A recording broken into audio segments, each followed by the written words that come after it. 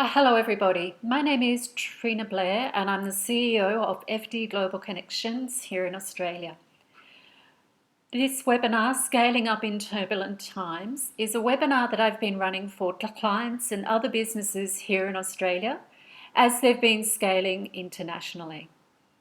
The webinar goes for about 20 to 25 minutes. I hope you stick with it. At the end, I'll be sharing with you details of the next series of webinars that I'm conducting throughout April. About us, FD Global Connections creates and delivers global growth strategies for businesses and universities. Our motto is that no two businesses are the same, but the dream is the same. And before we get into the webinar itself, I love this quote from Rahm Emanuel: "Never let a serious crisis go to waste. It's an opportunity to do things you think you could not do before." What to cover today are the 5 critical areas that we need as business leaders to be managing.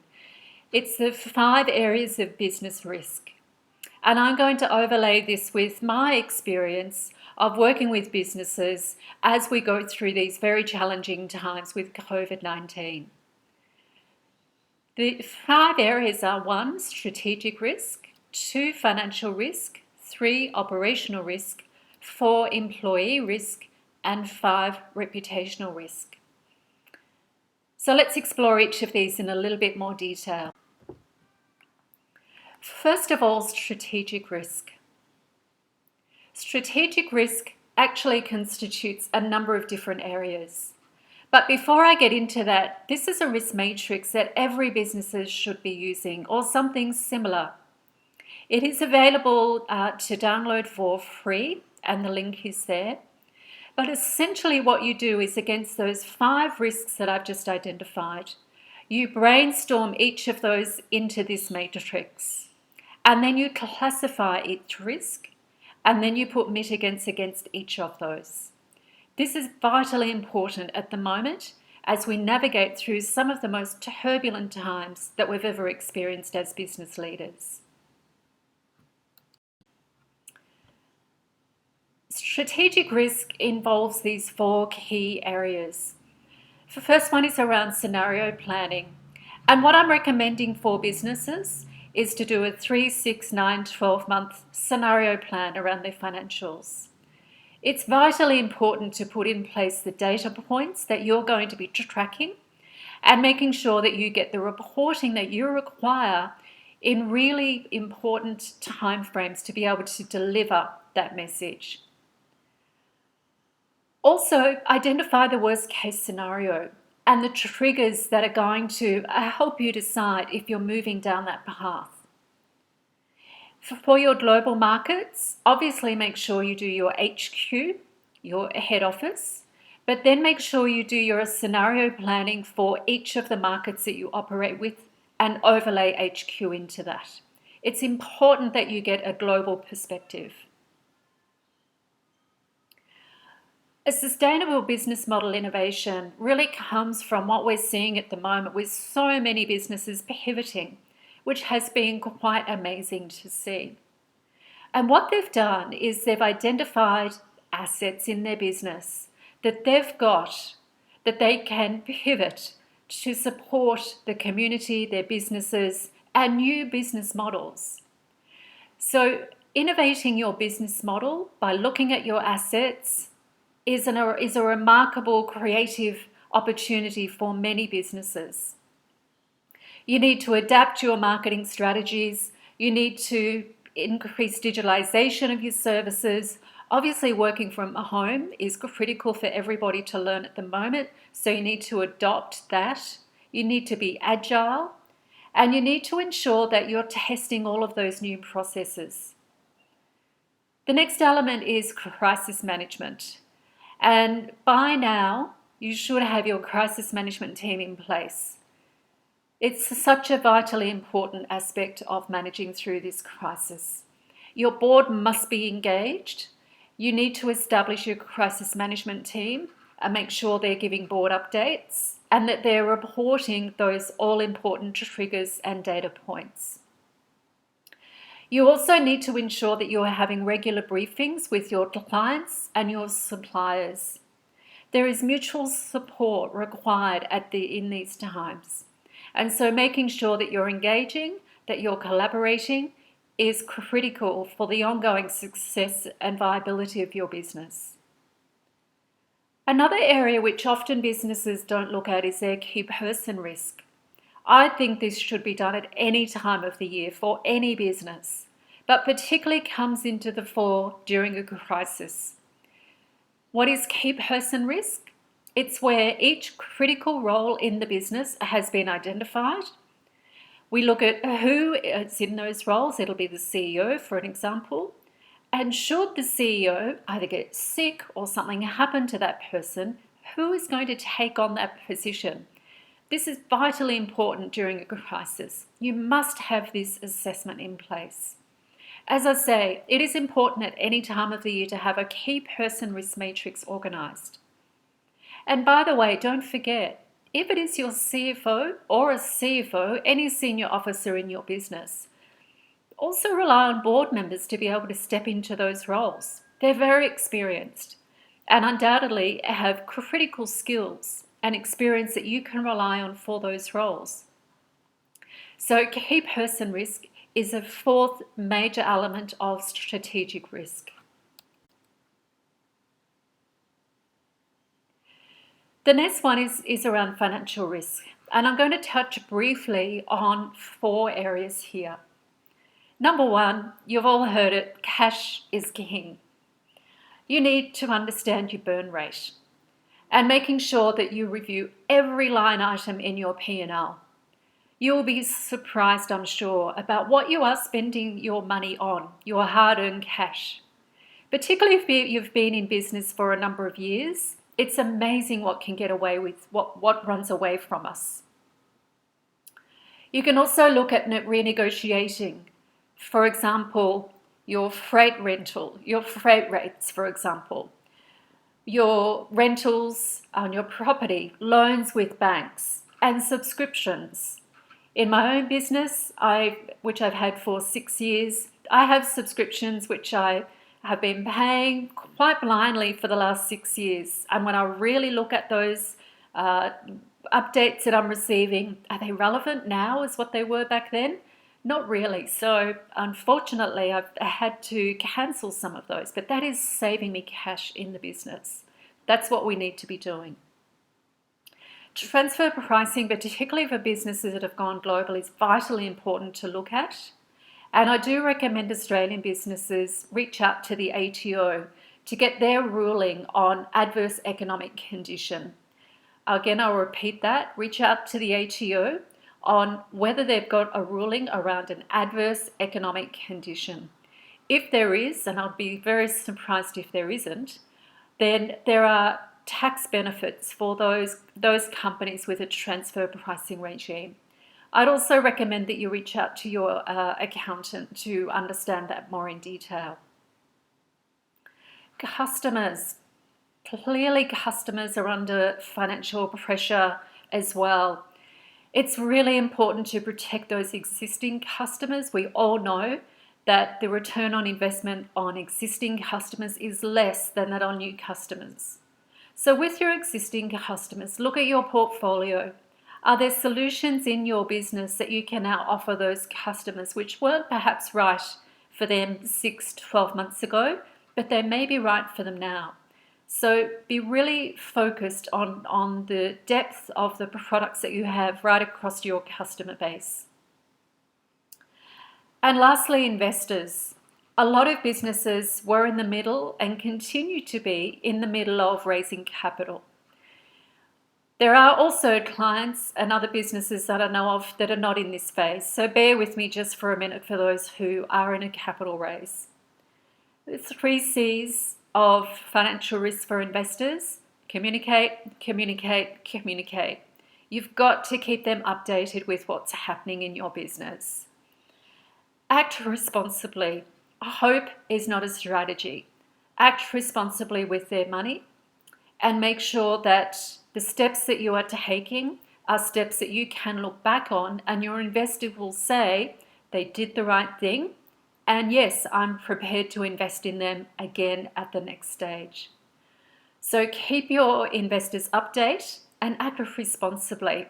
And as I say, consider what future investors will want to see from you and your business and the steps and the actions that you've taken during this time.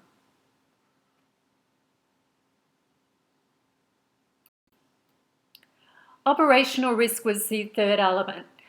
Number one is stabilize your supply chain. You really need to do a forensic assessment of inputs and outputs in your supply chain. You really need to understand where the risks are right throughout those inputs and outputs. Once you've understood that, what are the mitigants?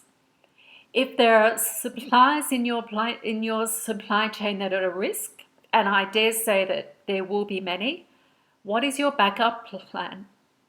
Even if you're not operating fully at the moment, you need to have a backup plan.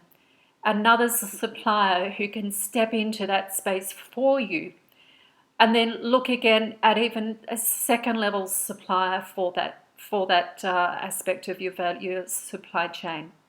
You really need to ensure that you've identified future suppliers in the event that your current suppliers, unfortunately, do not make it through this COVID-19 phase. Secondly, distribution. You need to ensure that you have prepared for plant closures. You need to make sure that if your product cannot be shipped, then what are the alternatives? There are so many different factors in the distribution aspect of operational risk. Evaluate all alternative outbound options. And the Australian government is doing some great work here on supporting exporters. So also encourage you to look at the government websites and speak to them directly around making sure that you can get your goods distributed overseas. The third one is around security. You need to protect your critical aspects for short supply. And also make sure you do this. Again, it's something that every business should be doing anyway, but it's an audit on the IT security across your firm. Who has access to databases, to systems in your business? Unfortunately, we are having to let a lot of people go, a lot of our good staff go. Unfortunately, we need to do that to save the business. What happens when you have to let the people leave? You need to ensure that you remove their access to the security systems. It's harsh, but it's a reality. And lastly is around employee. Number 4 is around employee risk. Safety and emotional well-being is priority for every business. This is a really tough time. For local staff, making sure you have the work from home protocols and processes in place. HR regulations are critically important, and they're also changing regularly, having to accommodate new working from home legislation. Overseas staff will be very stressed and very anxious. Communicate with them very regularly. In terms of the overseas staff, if you're having to cut down staff in those markets, try at least to have a market presence so that there is an opportunity for you to continue building your brand in those markets. From an HR policy perspective for overseas staff, be very, very mindful of the regulations around workplace, and know that laying off and reducing hours, the legislation in those markets is very, very different to what we have here in Australia. I also ask for extreme sensitivity for all staff, but particularly overseas staff. There are country regulations, there are cultural differences, there are medical and hospital benefits at risk if staff don't keep their roles. There are work from home regulations and self-isolation issues. So be very, very sensitive to overseas staff. Communications is vitally important, as we all know, during a time of crisis. Make sure you have on your team an expert in communications who is available to assist you and support you with these. I think that live virtual mandatory communications are essential. Make sure they're recorded so that you can distribute to all employees afterwards. Make sure also that you remind staff about the social media policy for your business, so that you can be sure that communications don't get leaked out or put on any of the social media channels that you have available. As a CEO, CFO, or a senior officer, you need to have a high visibility. You will think that you are repeating a lot of information, and you will be, and that will be absolutely necessary. From a cultural perspective, adhere to your existing company values. This is the time when values are tested and cultures are tested. If you can get through these, being true to your values, that is a great thing for your business. And lastly, it's about reputational risk. In times of crisis, you have to manage impact across all your stakeholder groups. You need to make sure that you continue to build trust across all your stakeholder groups, and even if that means some really difficult conversations. PR and marketing is vitally important, and I do encourage you all to look at the Minter Allison article, Protecting Your Corporate Reputation During a Crisis.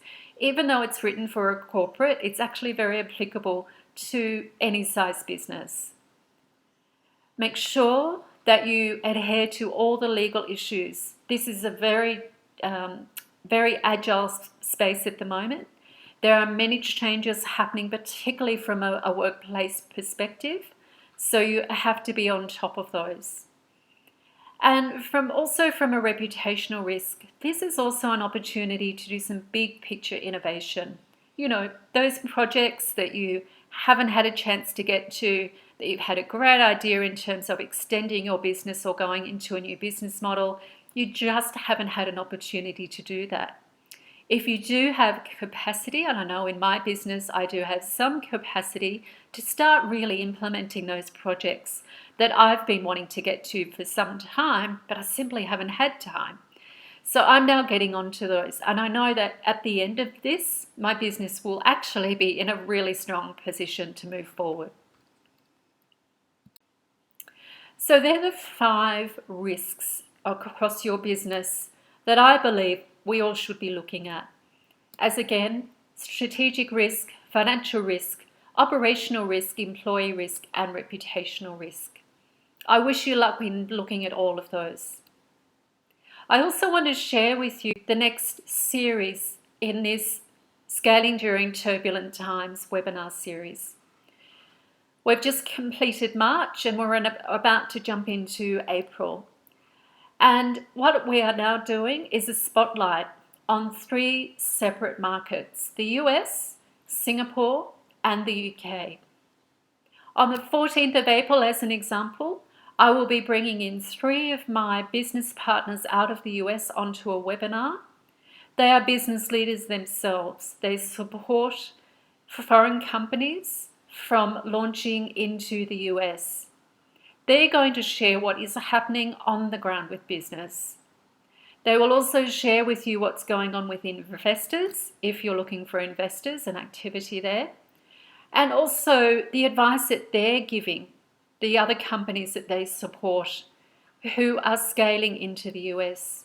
And believe it or not, there are still businesses doing that.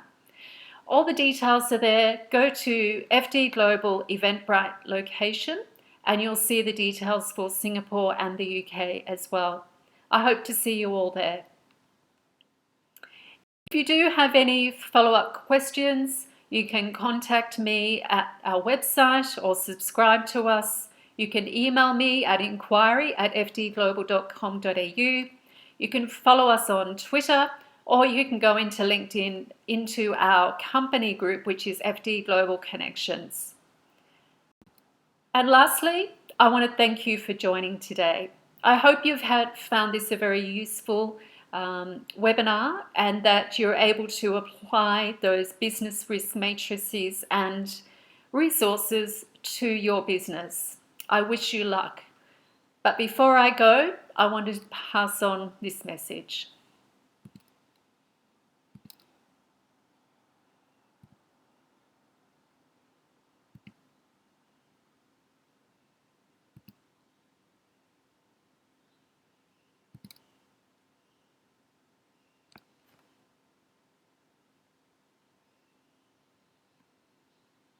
Thank you everybody for joining.